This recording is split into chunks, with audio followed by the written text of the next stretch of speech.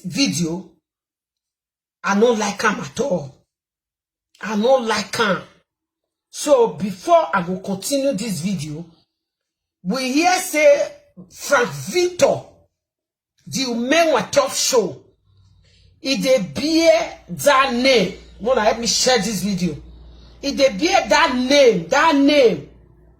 Umenwa talk show. Which everybody, many people not agree for Eddie Murphy to do that video. Which myself come out for live video say everything we be using for joke. Before everybody call they insult people when you vote in. I don't even give a damn.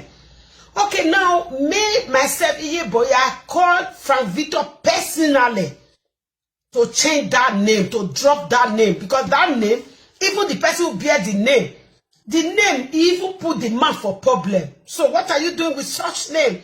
Please, my brother, change this name. Let us do another. Just go with your memoir or you choose another name. But yesterday, my brother believed what I said to him. He now cut off the name of social media president. Social media president, we give it to ourselves of this name. Anybody can come in and collect it. Anybody can come out and collect the name. Nain Sabi. We get president for Germany. We get for France. We get for everywhere. So only you want not be social media president for the whole world. No. But even though he did like that, we don't have problem with it because he fight for that name. We agree. I agree because he suffer for that name. But that name did not bring anything to his life. No. Do you understand? That one is not a problem. Okay, now this boy don't change the name now to social media king. How does the social media king concern our king? Eddie Murphy, where you know here me guare? Me ma understand well. Me a problem where?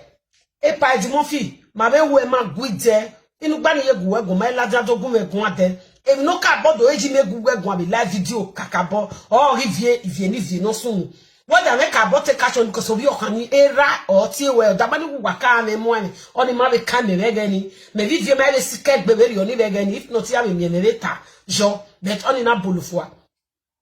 Then he gave video panu uwe wagizigon wayak binanegwa. Wanata mima. Sorry to mention your name, ye boy. Suzy, if you need videos to measure our name. And the Murphy, when it's many ye boy one day, where ye boy. Magbinane guao. Gigona when I do zedo gumeze. Where time me dete matter. But we tell me never the boy where time me nije boy or Suzy if you live here, Mama ze. What's soon? Egenezi vie na nyoni. Pa who came with pitchy vie Latiana when we more Latina. Yebe brodani. Una ya mwe pitching ya ladu who came with pitchoni na kadi 700 euro winning. Egeni me ya take cash on the way they call me privately. Una kama me where igoni etuwe minuaja u gevive na we panwe atawe David no se we na call me nu kama we je boy makate zigo we na ri ma ezo ese bo magigba give me ma be 50 euro rere or nu beta me suzu di ba ma 50 euro rere ere yata bugwe na fia we de egwu we ga name ma go get video ni na better just move down na masun Epa Eddie Murphy on neta president or we need president. Okay, now ugbinaje ni when I'm when you with the gbenu. What if they can get oba ne do boy chi oba man he shot oba man say king. Listen to people who say do a dog program that damn here. Oba man say king. A king I'm winning boy. Wanna get churchy. Obiomoka no kana bia nege ba se ti oku obokana ile obokana no ate movie ba se tie Oyoko cow, Omoka no ni bia no na ate king. Ogive bi pokeva, ona be ate king. Eddie Murphy, what the one eba enu no egbe mo king ni bia. Me oti me paro no be king go ni e. Aba mu ni aba da bia na ate king. E king no ka ye tomorrow. E no gie no re ewu en gbeja wo mo. E no gie no a. E pressure ni majebe mana mama ba pressure. Owa when you ba pressure. Even was a more regani. No, and you know that we're for 1 more in the bay. You know where I two web on our bow, pressure, I saw my ayatame, on a yard, but the Atamo or Babe, Webo, Yana, Giana, Deliboto, Gianic, Vagbo. Well, understand. Mamma bow, pressure, what it's here. Oh, my baneto, wait a walking now was soon was a boy now, Isa walking now. So, why did they mean? I mean, no, now I a pa. We know a pastor with him. Why can't you stand in that pastor way? A ministry where them we are getting so we can't do we get stand job or maka we come a pa. Today for nowhere you day. Who like the deal? Among you can we give a pastor when you can't be saga with you. A pa. When it what one nana. Ha, Edimofi, or what done pa, eh? Or what done kin dona, or what done kakabo, my believe the white with the bell of Zamokani, drop him none in when a wild done it, or do. What done it, or your way. Anyway, I beg Mona, help me share this video, I beg. What done yo? Pastor, what done yo?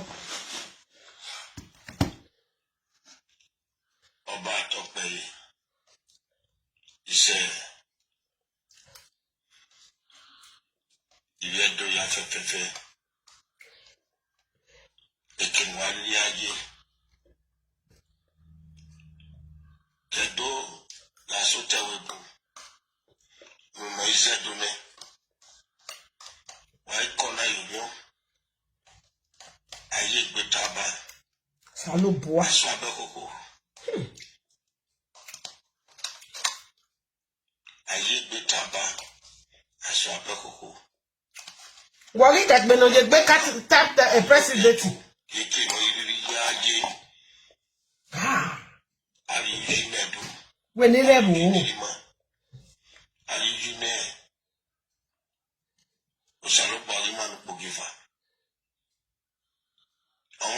made a mistake.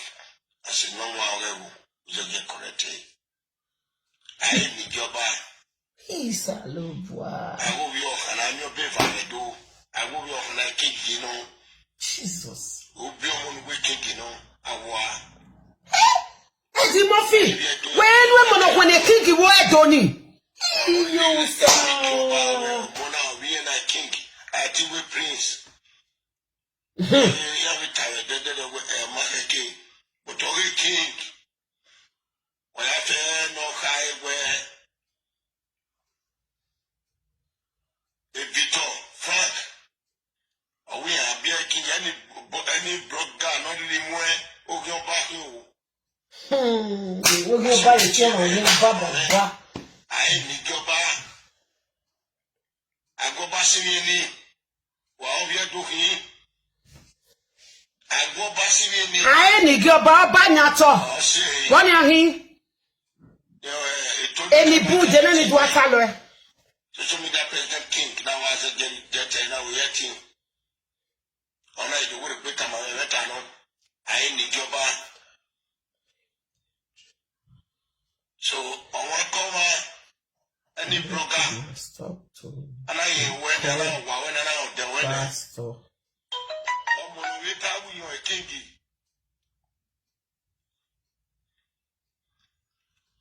Una do laja, mona wobia do wear a king who I need to go back to me. I go back to me. Salute. I give me more wash at you. Come on. No, if I want my husband, you want to be pretty. Or we are do pataki, or we are doing a donkey. Why are you? Jesus. Oh, man, that is.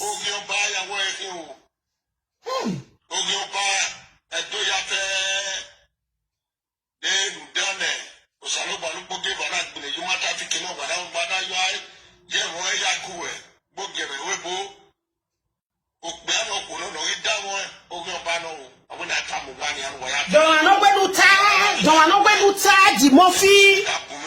E pa when you tie, buere, were una ya myoke herebe ke una myoke Eddie Murphy ash epa where unu ye ne guare egwa magi ugbo hu epa unu iwore baba do te mo kisha ah no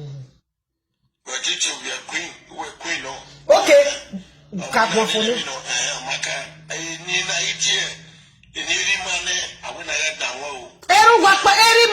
eri makpa when he king ya eri ma be king ma eri ma is God osalopo eri making our father is God eri ma osalopo anupo giver eri making a king keregbe eri making akweni our father is God osalopo eri making osalopo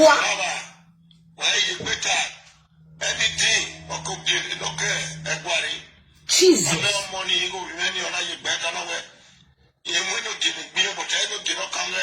Eri Victor be mo le gbe Victor ma be ka mu gbe king no ka do e Victor be gbe obe gbojo gbe yo e king go ge do a Eddie Murphy ma be go go ado lo ge ji ori ya mo gele ke Eddie Murphy ori ya mo gele fi gbe ri e me inde te gbe ma mu e bi je ke gwa u fi gbe ri e gwa gbe ma mu na me gwa jan bege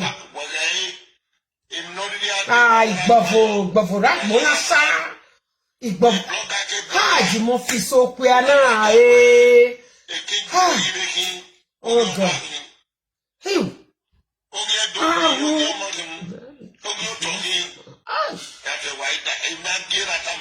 good way mara pa ma ge we Eddie Murphy go ta nobody say you anything when Eddie Murphy come and not say there where to no job and not tie because of enina no damu ene no dori o ena ari kolu gbe na Eddie Murphy tamu gbe ne do manaju gbe ri obo emegu amagu e na ri obo yin amage wo Eddie Murphy Jesus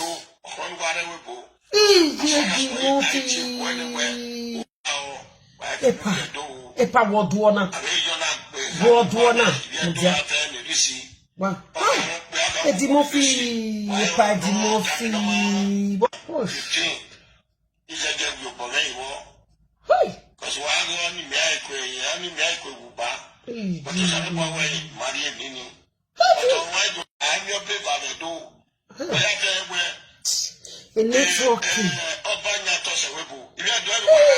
Hey, Maka, no longer comment to any of your ball logging away. Get where?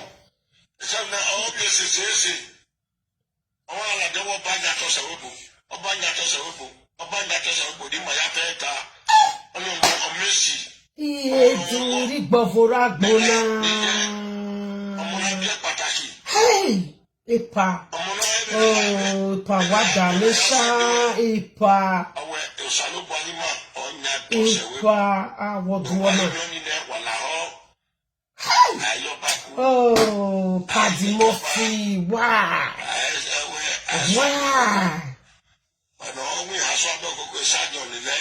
Ah, this man, they said this man never change. Where doki ainia, when you can buy yan, when we do you talk, when you can buy yan.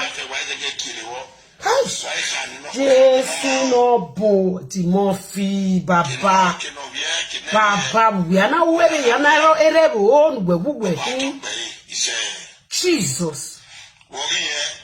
Oh, my can wear, who cocotte, I saw it, but you be. Why ya domo abiteme, wadame honey. Oh, when no gig, wadame oh, wage Eddie Murphy no yabo, or when na ye kide, or ba evangin, Eddie Murphy, they manoe, umenwa the social media, the king of social media, the manoe, and I make another work in Nigeria, what you want, Babana, oh, my, bag you one, what I give a guy who bubani.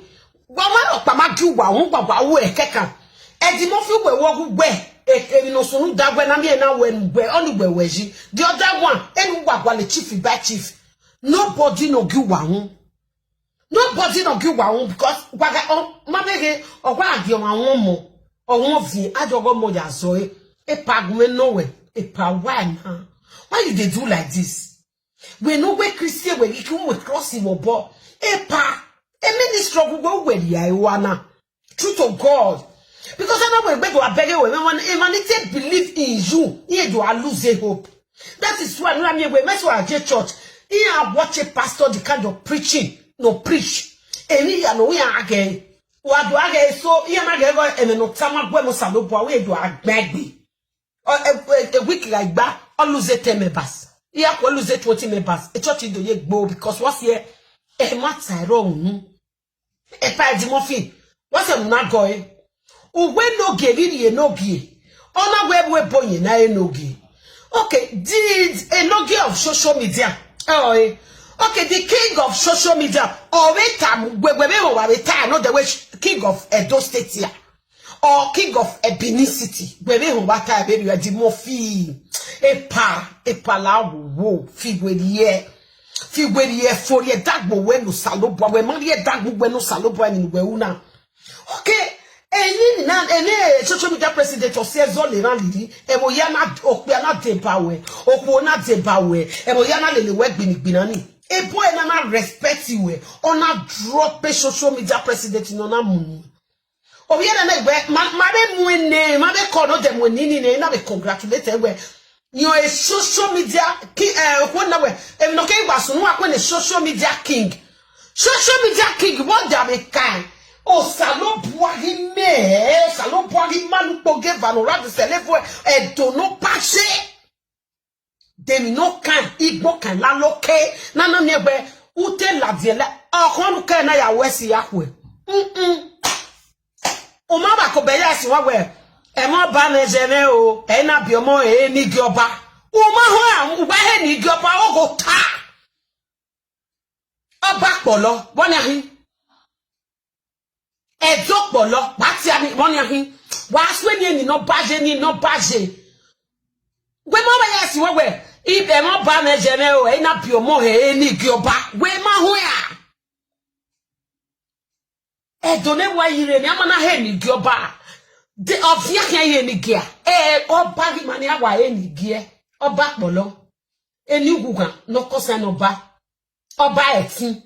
We ni na hia. Oba etin. Oba hu edo we ni yawo edo awala wo wa ne return to sender ministry ni e kana wa da ogwe ba ro pare ono e ni gi oba iye ne e di mo fi obi edo we keke mo ile ledo e ni na he gi oba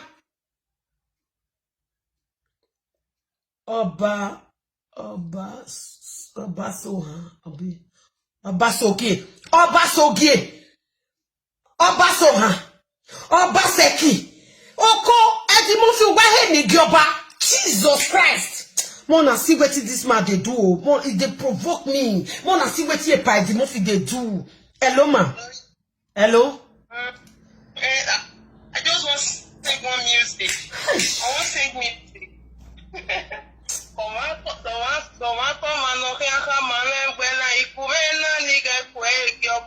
Okay. Okay.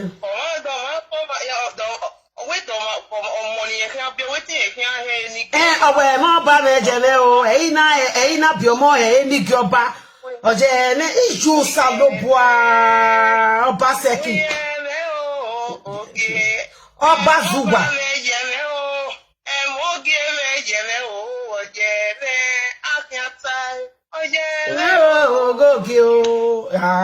Timothy. Woman of Piety Benny Gioba.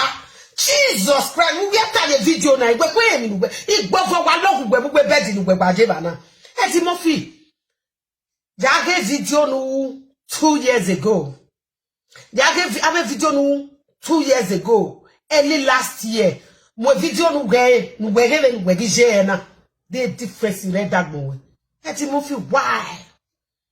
Epa bosie what's na wegu e abege omano no salobo atem why king I may know where ba o manage e chochi e chochi no ri obukana no ate drama ba tie ire wate ni e mame ire reje ni ere go obukana no ate drama oni gi bie o e mani na ona e chochi na he king obuka nu poge fa no gi be die bie ana ona go be he king eyan na di no ta na we wa igba bio me vaga tinye king ye wo wapa abi king me mi ibi e man ko ni king wo edo ni abi o mami we e king gogo banedo abanedo polo obi ivu polo se king abanedo is oba is God osalobo aenu do le ajabe ko hello sir ire okay go on Kika the name musician okay here Oi? King Adaze. Ba mai hon, abie ma de king ya, be na de don. E dia be de king, don enemy, de me ahi o. Iji ni. Amina. Why fala pipi? Do diamo. Prego.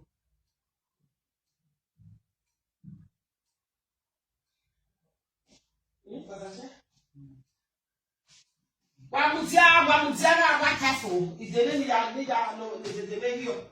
Na yo bigwe. Prego mama.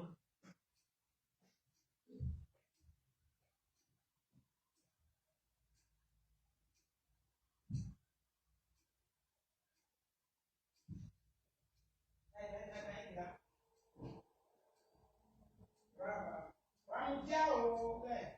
Izele ki ahi o ichi.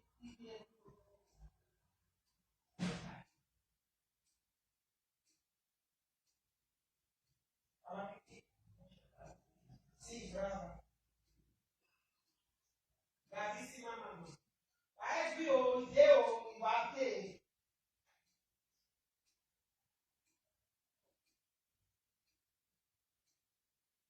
Va bene?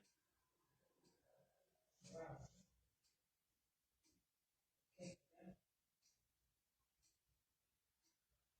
Non è ancora finito. Sta finito.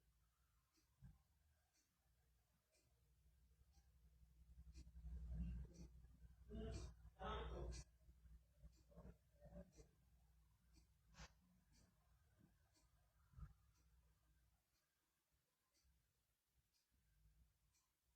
Tantissima.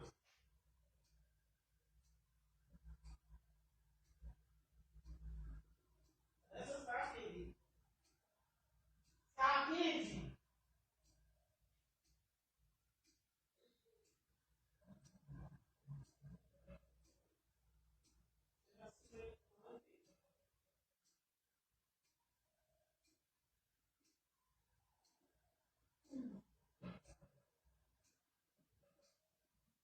Brava. Mamma, vieni fuori. Brava.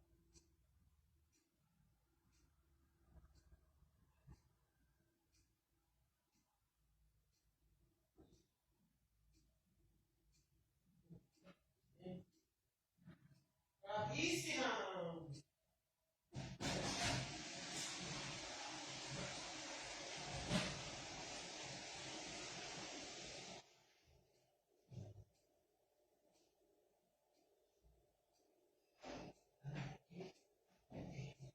Vai qui o che? Vai qui che mi c'è una seme, ni cari vai, ni cari o di ne lo viene.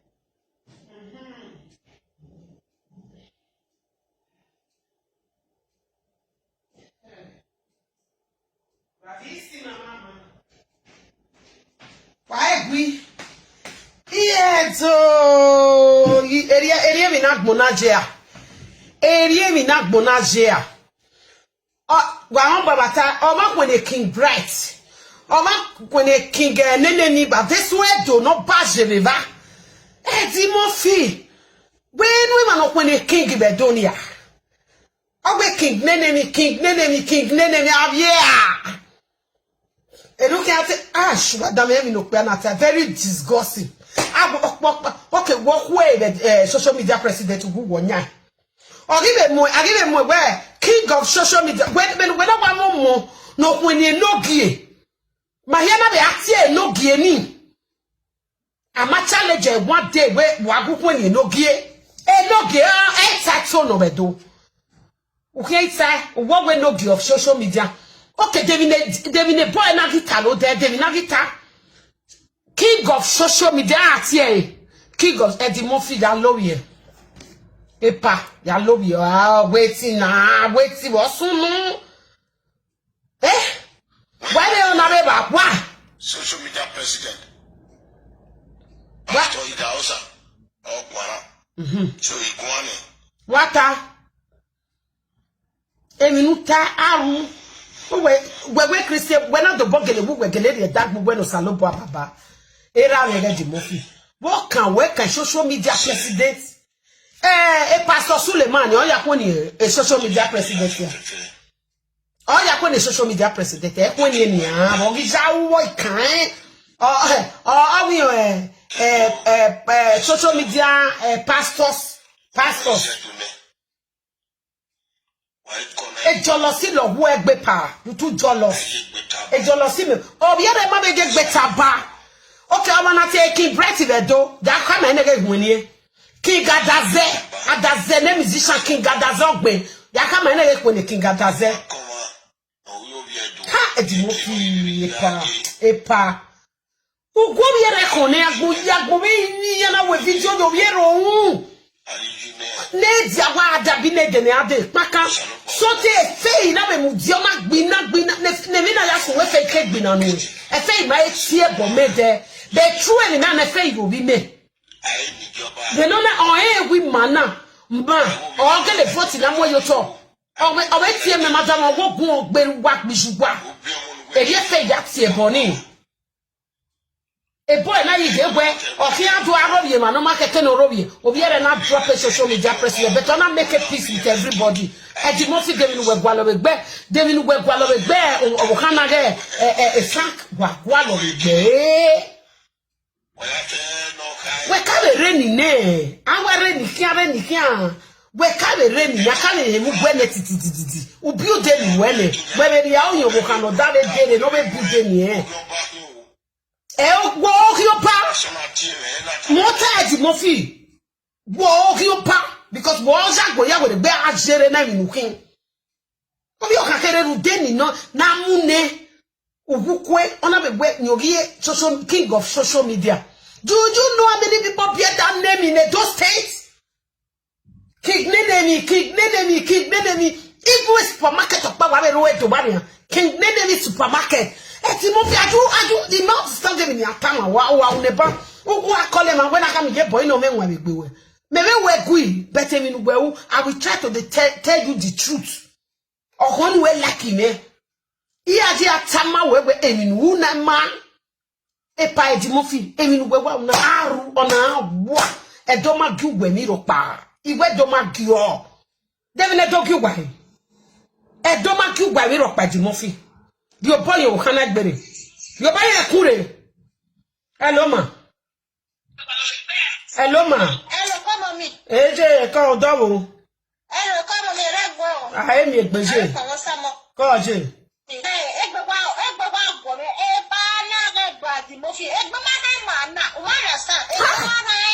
Jesus.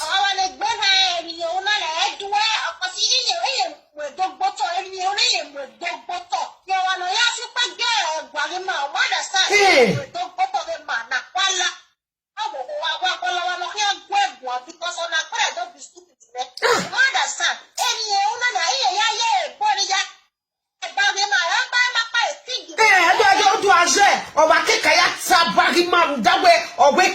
What is the meaning of king? Did you know the meaning of king? Do I mean no time I will go alone?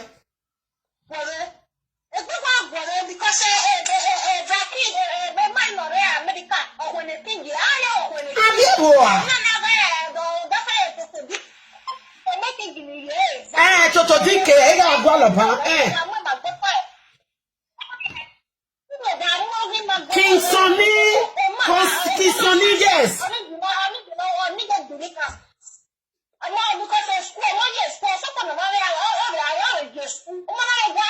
Yes, school. We go. I go. Because I go. No, yes, school. I go. I go. And my got a show. I don't ready. Why mess on it? Why as it look. I go. Kaista. Inyoje, where's it? Oh, I'm more. Edo nenemi wetin dey call you dey mad nwe di mo fi otogbo a nwe ma be di mo fi otogbo osi we fi vo a wa gbe o ntan wa ga be une pa gba be ari odo wa be aro bi o be ba wa sun nwe di mo fi oto wa hian wa o wa ba gbo wa be go ma make mistake wa ka ma gbe emi nu we une ma ne bo ye be do latian we because ne bo ye na latian Victor Kedere Adeju was very happy. But when ni abe unu ni wa be to bo we be mueria wa be jo bo we be ja mu e pa di mo fi wo sunu de mi na ma mi ba gbodena de mi opa na ma mi ba gbodena de mi opa na ma mi ba gbodena e Victor inu viewers on bien na inu lesin ari edege na nugbe ma e ka mi be social media inu ipata ya edege na nugbe na di mo fi ma e ka mi be social media. Ah, hello. Mo yin speaker ni.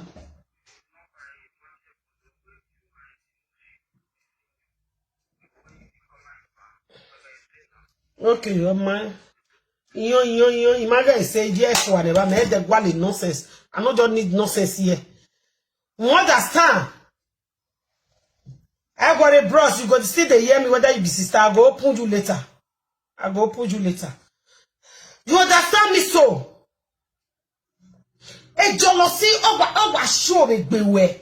Owa e pa iwe nu ya me video nu 2-3 years ago nu gbe nu je. Uje na go look, uje na vino ya no ne so moko but now gebe we have a picture you know they look am. We know wetin dey o dey na we na gunu. We know wetin dey. Everybody just keep quiet. So you cannot go with that. Frank Victor, when I 3 years in the live video, where to book with my follow our cano. Where to book with my not live video. Okay, but what you want that fully here, you want live video fully. But for now, worry. Okay, Gimaka with my vote in your social media president. Eboya Guijo. Moto be me personally call that guy for back. Call it Victor Bijeke. Victor, la wo rave ni rave. Mo social media president joto e nini ma be favor ma no mo e ama bu bo ke do favor la gogo mo joto oni na go ma mo mi ona geleri ye me nita me bi ma be call e o ri mo pa ona wi ni mo joto ona ti gba ya fefe ona me sure make a peace with everybody do be mo wa lo be gbe. Where my king ya nivo I wa ma ki boutique be do de boutique gi na ma ona gbe king neneni boutique jo e ti mo fi ama ya go re ba ni wa wo ma do pa e ni gi oba se ki bo ni akin oba so han wa de so e do ni bo ni akin di mo fi why na papa epa why are you doing all this epa we me Owe awe nye se na ya zaje ejo to de mo ae basi undan begbi ma ya fefefe neke ajoiro ni mami e na zaje si jo to ruduga mi owi mebodo Obasuji uwa he ni gioba Jesus Christ amana he ni gioba do mana kagi he demi na kagi he gioba we no give of social media. He mo fi. Hello.